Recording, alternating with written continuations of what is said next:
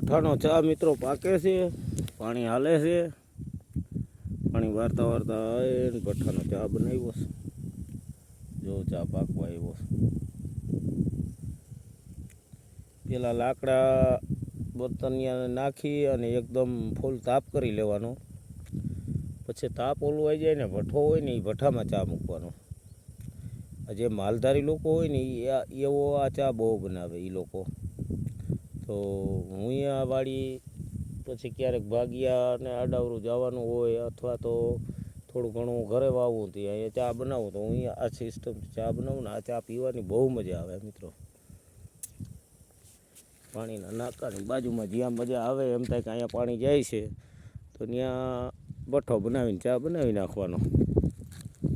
તો ભઠ્ઠાની ચા પીવાની મને તો બહુ છહરકો લાગી ગયો છે. હું તો વારંવાર બનાવું, ક્યારેક ઘરેથી આવું તો દૂધ લેતો આવું ને અહીંયા આવીને ચા બનાવીને પીતો હું. આપણે જો આ કાયદેસર પાકે એવો ભઠ્ઠાથી નિરાતે અને સ્વાદે બહુ સારો આવે મિત્રો.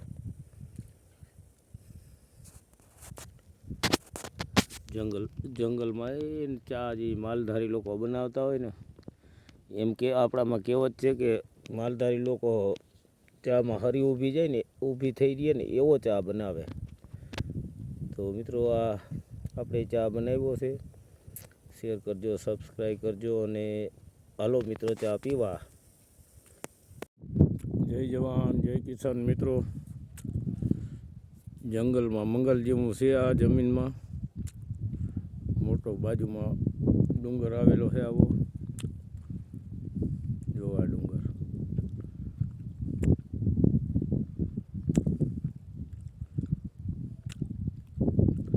અહીંયા જનાવરનો ખૂબ ત્રાસ રહીએ. પછી આ કટકા બધા પડ્યા હતા જે મેં હાથમાં રાખી હતી. આ જમીન બધી ધીમે ધીમે સુધારતો ગયો છું મિત્રો. જો આમાં તલનું વાવેતર કર્યું છે, બીજું પાણી હાલે છે તલને. પારી આમાં શું છે, ખેતી ઊંડી ના થાય, નીચે પથ્થર હોય એટલે પારી જરાક આછી થઈ છે અને પાહ બહુ હતો નહીં અને થોડી ઉતાવળ હતી એટલે ડાયરેક્ટ પારી નાખ્યું અને આજથી તલ સાઈટા છે ને બીજું પાણી હાલે છે. તો આવી રીતે પાણી આમાં આડાવરું ઘૂમરે ધોરિયા ચડાવીને પાવું પડે.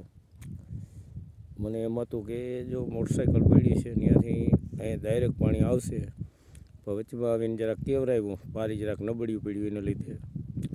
તો અત્યારે આવી રીતે વચમાં એક ધોરિયો કરીને પાયું. કીહવાડીની વાઈને કર્યું છે બધું. હાથે તલ સાઈટા, પાર્યું, મિની ટ્રેક્ટરમાં ઓલા નાના ઈટિયા બાંધી ફિટ કરી અને પાર્યું બનાવ્યું. જમીનો રાતડી અસલ છે પણ આછી જમીન છે, પથ્થર માથે જ છે.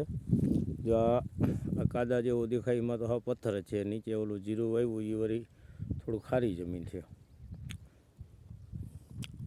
તો આવું બધું કર્યું છે મિત્રો. હાથમાં રાખી છે. ઘરની હોય તો હજી થોડો ઘણો આપણે ખર્ચો કરીને સુધારી શકીએ. હવે આ હાથવાળા તો કેટલો ટાઈમ આપણે આપે, 2 વર્ષ આપે કે 3 વર્ષ આપે કે કાયમી તો આપણી નથી, એટલે એમાં વધુ પડતો ખર્ચો આપણે કરી ના શકીએ. એટલે આવી રીતે બધું રોડવવું પડે છે. તો આવી રીતે છે મિત્રો. જો વાંથી ઓલી વાં સુધી 5નો પીવીસી છે.